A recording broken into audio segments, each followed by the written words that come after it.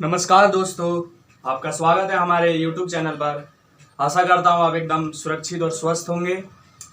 और जो हमारा चैप्टर चल रहा था चौथा, सत्ता के वैकल्पिक केंद्र या फिर सत्ता के नए केंद्र, उसका मैं आज पार्ट 3 वीडियो ला रहा हूँ। इससे पहले हमने पार्ट 1 और पार्ट 2 वीडियो जो थी उसमें यूरोप संघ और आसियान, इन दोनों की जो सेपरेट वीडियो मैंने बोली थी वो मैं करवा चुका हूँ।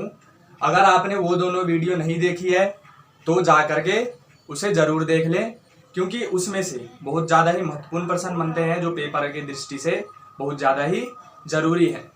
और ये जो ब्रिक्स है ब्रिक्स जो है ये आपका नया टॉपिक जो है उसके अनुसार ये दिया गया है, इसलिए मैं आपको ये करवा दे रहा हूँ। वरना पहले जो एग्ज़ाम होते थे उसमें ये ब्रिक्स जो था वो सिलेबस में नहीं होता था। अब का जो नया सिलेबस आया है उसमें ब्रिक्स को जोड़ दिया गया है। तो चलिए शुरू करते हैं। ब्रिक्स का मतलब क्या होता है? ब्रिक्स का मतलब है ये ऐसा संघ था जिसमें कुल 5 देश थे। और ब्रिक्स के बारे में और जानकारी हमें प्राप्त करनी पड़ेगी, क्योंकि वो खाली हमें ये पता चल जाए जो 5 देश थे इससे काम चलने वाला नहीं है। तो चलिए शुरू करते हैं, ब्रिक्स के बारे में जानते हैं। ब्रिक्स की स्थापना जो हुई थी वो हुई थी 2006 में। ब्रिक्स की स्थापना हुई थी 2006 में। और कहाँ पे हुई थी? रूस में किया गया। रूस में पहला इसका बैठक हुआ जिसमें इसकी स्थापना की गई। अब क्या हुआ कि इसमें जो स्थापना हुई तो उस समय कुल जो देश थे वो थे 4। कुल देश थे 4 सिर्फ। और उस समय इसका नाम ब्रिक था, बस ब्रिक, इसका नाम था ब्रिक नाम था। उस समय जो थे कुल 4 ही देश थे इसमें। इसको आप याद कर लीजिए, क्योंकि बच्चे फंसते हैं इसमें कि वो 5 देश लिख करके आ जाते हैं 2006 में। नहीं, 2006 में सिर्फ 4 आएगा आंसर। 4 देश 5। अब लेकिन अब जो यहाँ पर हमारे जो किताब में बात की गई है वो पूरे की बात की गई है। तो अगर आपसे सीधा ब्रिक्स पूछा जाता है तो आप सीधा ये लिखेंगे कि ये 5 देशों का समूह है जो विश्व की अग्रणी उभरती अर्थव्यवस्था के लिए प्रयोग किया जाता है। मतलब इसमें जो ये 5 देश है वो लगातार क्या कर रही है? अपने आप को ग्रोथ कर रही है। अपने आप की जो अर्थव्यवस्था है उसको लगातार ऊपर उठा रही है। और विश्व की जो अर्थव्यवस्था है उसमें ये जो 5 देश है इसका बहुत ज़्यादा ही बड़ा भाग इसमें आता है। अब चलते हैं, अब क्या हुआ? वर्ष 2009 में इसका प्रथम बैठक होता है। प्रथम बैठक इसका होता है कब? 2009 में। 2009 से जब बैठक हुई थी उससे पहले इसका नाम था ब्रिक। सिर्फ क्या था? ब्रिक था इसका नाम, ब्रिक। लेकिन क्या हुआ? 2009 में इसका बैठक हुआ, इसमें दक्षिण अफ्रीका को शामिल कर दिया गया। दक्षिण अफ्रीका को भी इसमें शामिल कर दिया गया। कब? 2009 में। अब ये ब्रिक से ब्रिक्स हो गया। अब ये क्या हो गया? इसका नाम बदल गया, ब्रिक्स से ब्रिक्स। क्यों ब्रिक्स क्यों हो गया? पहले तो ब्रिक था। अब हम चलते हैं पहले 2006 पे। 2006 मतलब ब्राजील, रूस, भारत, चीन। इस समय क्या ये था? 2006 का समय जब इसका नाम था ब्रिक।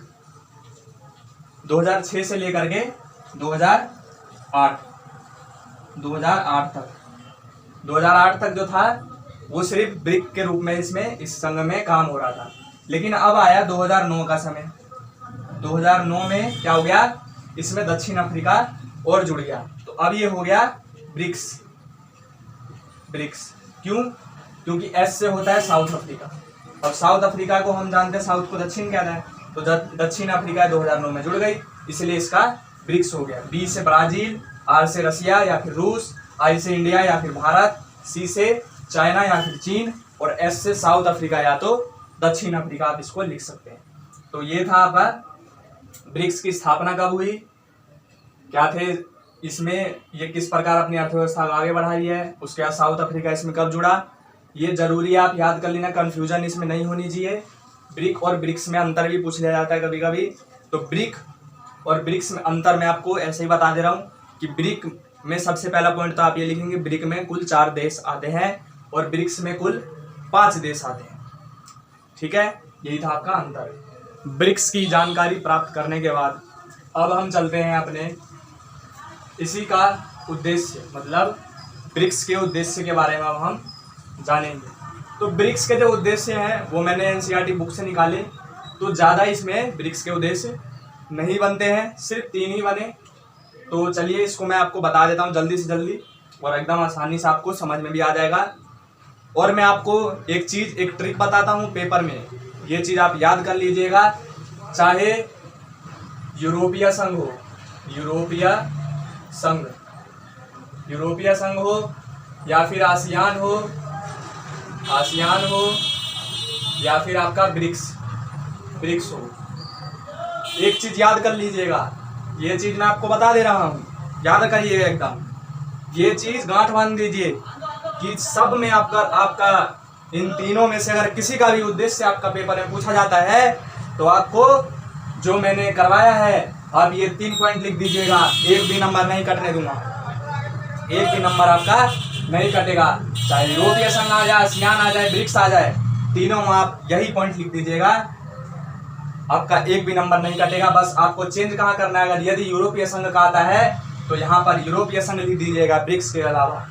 यदि आपका आसियान आता है तो यहाँ आसियान लिख दीजिएगा, ब्रिक्स है तो ब्रिक्स तो है ही। 3 पॉइंट दे रहा हूँ, तीनों पॉइंट आप लिख दीजिएगा। चलिए आपको मैं समझा देता हूँ, एकदम अच्छे से समझना, एकदम सरल भाषा में समझाऊंगा। सरल भाषा मैंने एकदम लिखा है, इसीलिए मैं उद्देश्य को आपको एक अलग से करवा दे रहा हूँ। इसमें मैंने जगह था लेकिन मैंने बोला नहीं कि आपको सिर्फ अभी उद्देश्य जो है ब्रिक्स का वो बता रहा हूँ। सबसे पहला है न्याय व समानता। इसका उद्देश्य था जो सभी देश के साथ न्याय होगा, समान व्यवहार होगा, चाहे वो छोटा हो, विकसित हो, अविकसित हो, विकासशील हो, सबके साथ समान व्यवहार किया जाएगा। तो ब्रिक्स में उपस्थित सभी देशों को न्याय, उनके साथ समान व्यवहार होगा।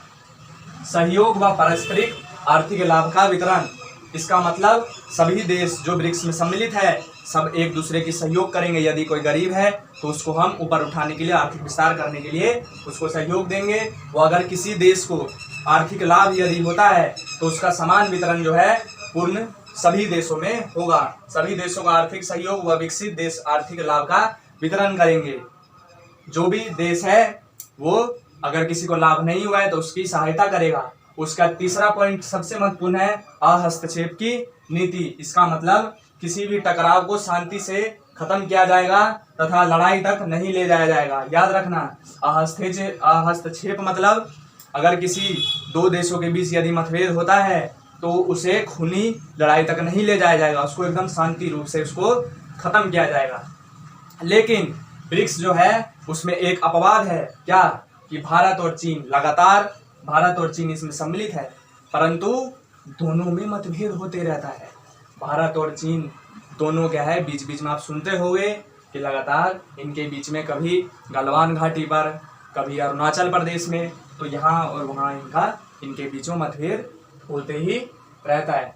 तो यही था हमारा ब्रिक्स। ज़्यादा बड़ा नहीं बनाया हूँ वीडियो, ब्रिक्स के बारे में हम सारी जानकारियाँ प्राप्त कर चुके हैं, इससे आपका ज़्यादा प्रश्न पूछा नहीं जाएगा। लेकिन मैं अभी आपको एक प्रश्न करवा देता हूँ जो पेपर में बहुत ज़्यादा पूछा जाता है। तो वो प्रश्न है हमारा 13वां ब्रिक्स सम्मेलन जो 2021 में हुआ है, उसके बारे में मैं आपको बता देता हूँ। ब्रिक्स का 13वां सम्मेलन भी मैं बताऊँगा।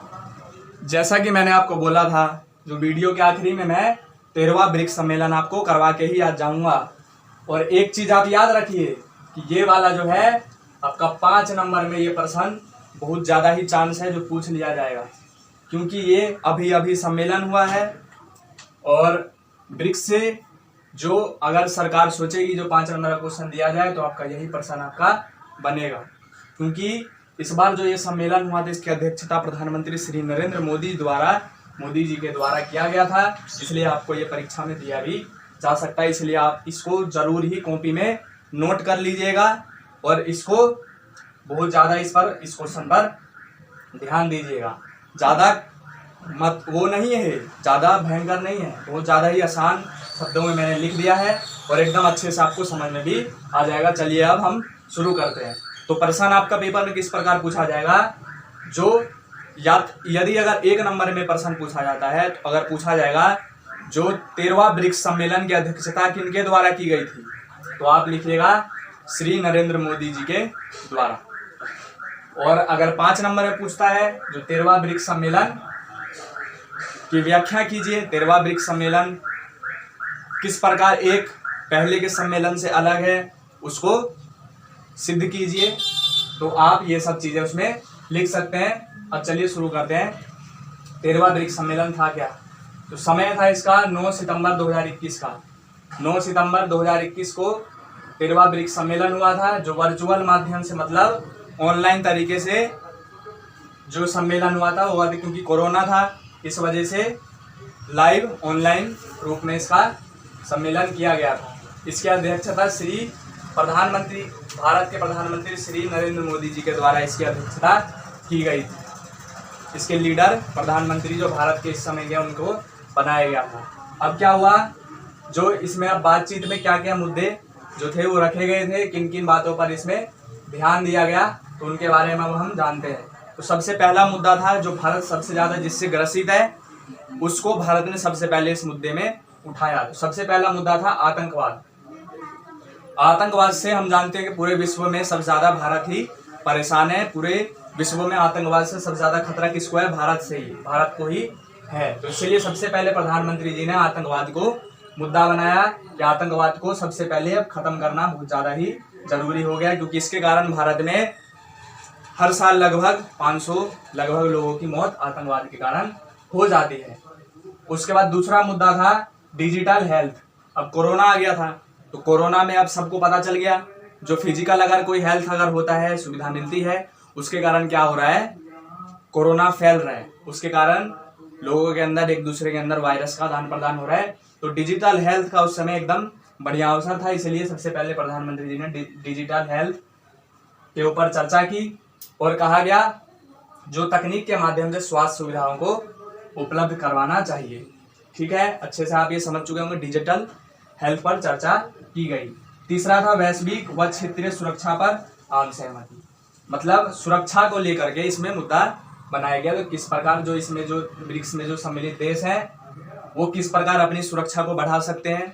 यदि अगर कोई अगर सुरक्षा के घेरे में, मतलब यदि अगर किसी के ऊपर सुरक्षा जो अगर कम लग रही है, या फिर कोई अगर जैसे कि किसी देश से अगर यदि लड़ाई हो रही है तो उसको ख़त्म कर देना, शांति से इसको हल करना, इस बात को लेकर के इसमें बात की गई थी। यदि और ये भी जो था महत्वपूर्ण पॉइंट था, क्योंकि पर्यावरण को लेकर के इसमें बात की गई थी, पर्यावरण संरक्षण पर चर्चा की गई थी। इसमें ये बात की गई जो पूरे विश्व में ग्लोबल वार्मिंग जो है बहुत ज़्यादा ही फैल रहा है, इसके कारण पर्यावरण एक बहुत बड़ा ही मुद्दा था और इस पर बहुत ज़्यादा ही सहमति बनी, क्योंकि भारत, चीन, इन सब में क्या है, प्रदूषण बहुत ज़्यादा ही फैल रहा है, इसलिए पर्यावरण को मुद्दा बनाया गया।